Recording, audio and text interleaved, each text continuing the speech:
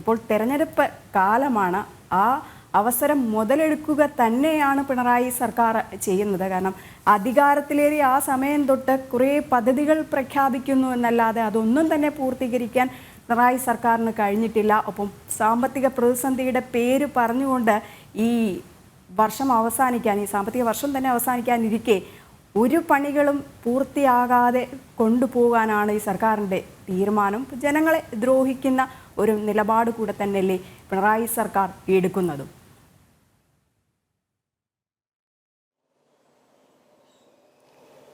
തീർച്ചയായും രോഹിണി, സാമ്പത്തിക വർഷം ഇനി അവസാനിക്കാൻ ഏതാണ്ട് ഒരാഴ്ച മാത്രമാണ് ബാക്കി നിൽക്കുന്നത്. നമുക്കറിയാം, സംസ്ഥാനത്ത് രൂക്ഷമായ ധനപ്രതിസന്ധി നിലനിൽക്കുന്നുണ്ട്. ഈ സാഹചര്യത്തിലും ഈ സാമ്പത്തിക വർഷത്തിൽ ആവിഷ്കരിച്ച പദ്ധതികൾ പൂർത്തിയാക്കാൻ സാധിച്ചിട്ടില്ല എന്ന് തന്നെയാണ് മറ്റൊരു വാർത്ത എന്ന് പറയുന്നത്. കഴിഞ്ഞ ഒരുപാട് ദിവസങ്ങൾ, അല്ലെങ്കിൽ കഴിഞ്ഞ ദിവസങ്ങളെയൊക്കെ പ്രേക്ഷകരുമായിട്ട് പങ്കുവയ്ക്കുന്നത് സംസ്ഥാനത്തെ രൂക്ഷ ധനപ്രതിസന്ധിയൊക്കെ പറ്റിയാണ്. ക്ഷേമ പെൻഷനുകൾ മുടങ്ങുന്നതിനെ പറ്റിയും അതോടൊപ്പം തന്നെ മറ്റ് ആനുകൂല്യങ്ങൾ മുടങ്ങുന്നതിനെ പറ്റി ഏതാണ്ട് ശമ്പളം വരെ, സർക്കാർ ജീവനക്കാർക്ക് ശമ്പളം വരെ മുടങ്ങുന്നൊരു സാഹചര്യത്തിലെത്തിയിരുന്നു.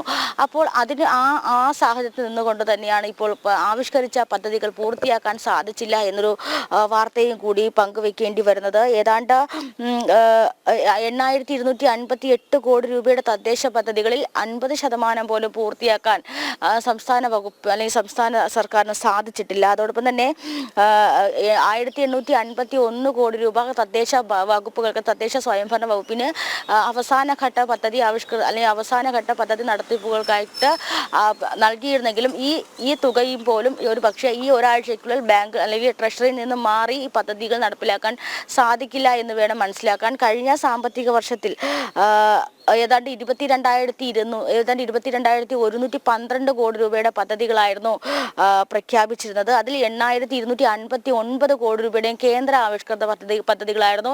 ഈ പദ്ധതികൾക്ക് തുക അനുവദിച്ചിരുന്നെങ്കിലും സംസ്ഥാനത്ത് നടപ്പിലാക്കിയില്ല എന്നും ഒരു റിപ്പോർട്ട് വരുന്നുണ്ട്. അപ്പോൾ ഇത്തരത്തിൽ കേന്ദ്ര അല്ലെങ്കിൽ സംസ്ഥാന ആവിഷ്കൃത പദ്ധതികൾ നടപ്പിലാക്കാതെ വരുമ്പോൾ ഈ ബാക്കി തുക അതായത് ധനപ്രതിസന്ധി നിൽക്കുന്ന അവസാന കാലഘട്ടങ്ങളിൽ ഉപയോഗിക്കാം എന്നൊരു വിലയിരുത്തൽ സംസ്ഥാന സർക്കാരിനുണ്ട്. അതായത് ഒരു പക്ഷേ ഈ അവസാന ഘട്ടങ്ങളിൽ ഈ തുക അധിക പ്രതിസന്ധിയിലേക്കോ ഓഡിയിലേക്കോ, അതായത് ഓവർ ഡ്രാഫ്റ്റിലേക്കോ സംസ്ഥാനം പോകാതിരിക്കാൻ വേണ്ടിയിട്ട് സേഫായിട്ട് ഈ തുക കരുതാമെന്നൊരു വിലയിരുത്തലുമുണ്ട്.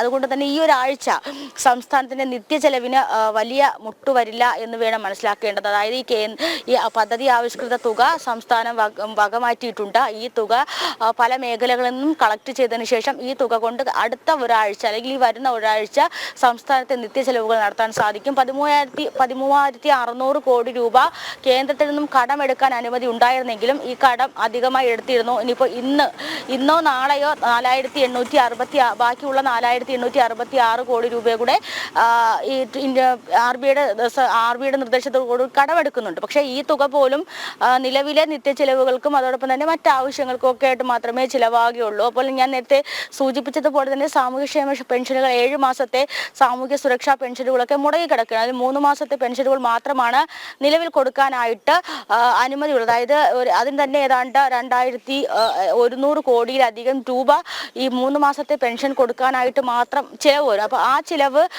കണ്ടെത്തുക എന്നതും സംസ്ഥാന സർക്കാരിനെ സംബന്ധിച്ചിടത്തോളം വലിയൊരു ബുദ്ധിമുട്ടുള്ള കാര്യമാണ്. കാരണം ഞാൻ നേരത്തെ രജനി സൂചിപ്പിച്ചതുപോലെ തന്നെ ഇലക്ഷനാണ് അല്ലെങ്കിൽ തെരഞ്ഞെടുപ്പാണ് മുന്നിൽ വരുന്നത്.